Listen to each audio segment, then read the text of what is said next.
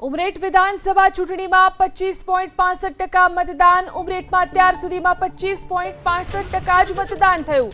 ચૂંટણી પંચના આંકડા મુજબ 25.65% મતદાન। મતદારોને ગરમીથી બચાવવા માટે ખાસ વ્યવસ્થા ઊભી કરાઈ। દરેક મતદાન બૂથ પર એક મેડિકલ કીટ અને કીટમાં ORS અને આવશ્યક દવાઓનો જથ્થો ઉપલબ્ધ છે।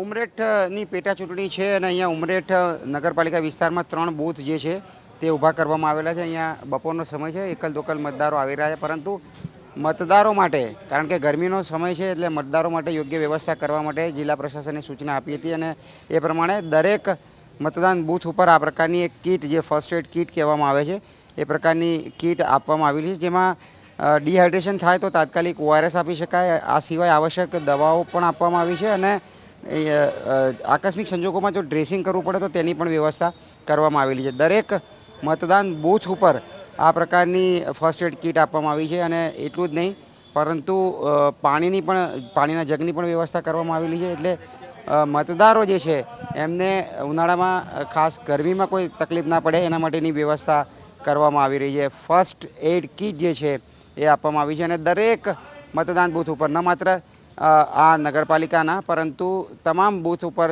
જ્યાં આવશ્યક છે ત્યાં તમામ આ પ્રકારની વ્યવસ્થા કરવામાં આવી છે।